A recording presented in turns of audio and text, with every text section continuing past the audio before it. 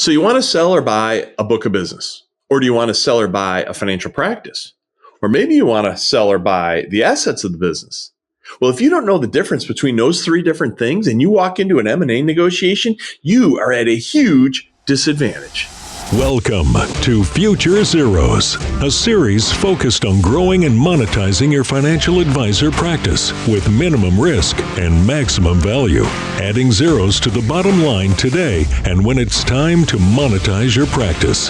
Your host is Mike Walters, CEO of USA Financial. He is an investment advisor representative of, and securities are offered through USA Financial Securities, member FINRA SIPC, a registered investment advisor.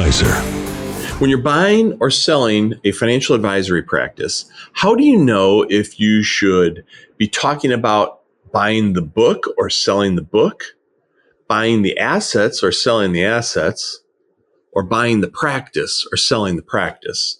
They're actually three very different things. And depending on what you're trying to accomplish, you want one over the other. So if I'm running a viable financial advisory practice and I'm trying to buy the advisor on the other side of town, and I really don't need anything other than the block of business, then I'm trying to buy the book. That's all I want. I probably don't want all that extra overhead. I might not even need the other office site or location and so on, but I'm going to merge it into mine. I'm not going to run it as a separately branded practice. So I probably want to buy the book. Then on the other hand, maybe I want to buy the assets. So not just the book, but I want to buy the assets. Well, what does that mean? Well, maybe it means that I want some of the stuff they have besides just the book or the block of business, but I don't want all of it. Maybe I want to retain a couple of key service employees.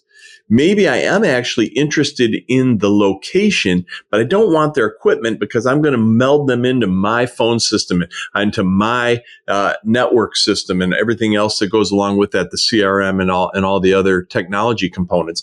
Maybe I'm going to piggyback all of that, but I don't really want to buy the entire practice. I just want some sub pieces of it. So I want to buy those assets, which is bigger than buying the book, but still not buying the whole practice. Or maybe I'm going to buy the entire practice, or I want to sell the entire practice, meaning the ongoing value of it as a business. I'm going to keep its branding. I'm going to continue to push it into the marketplace. I'm going to have someone operating that, whether it's me or some other person I hire as an operator. Or let's flip that around. Let's say I'm going to sell.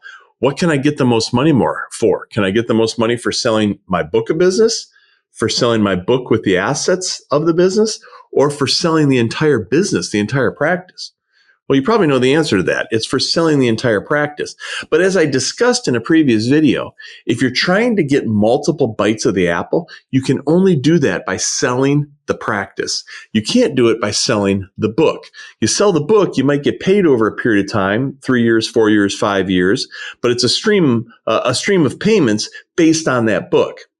Versus trying to get multiple bites of an apple is saying, I'm still going to grow this business. I'm still going to operate this business. I'm going to bring on an outside significant investor, and I will then sell the rest of the business to that investor down the road once I grow it even further and create even more value. So the idea of selling a book versus an asset versus the practice is very distinct and different, yet hardly anybody talks about this. When somebody's telling you they sold their business in the financial advisory space, 9 times out of 10, they mean they sold their book. But if they work themselves over to the other side of the equation, they could actually make a lot more money, but you have to understand how to do it. The other thing that'll happen is the business will get valued a little differently. Over here, it's getting valued basically on a revenue multiple. Over here, it's getting valued on an EBITDA multiple. So it's very different depending on what type of structure you're buying or selling: a book, the assets, or the practice. We're going to dive even deeper as we continue to discuss these things.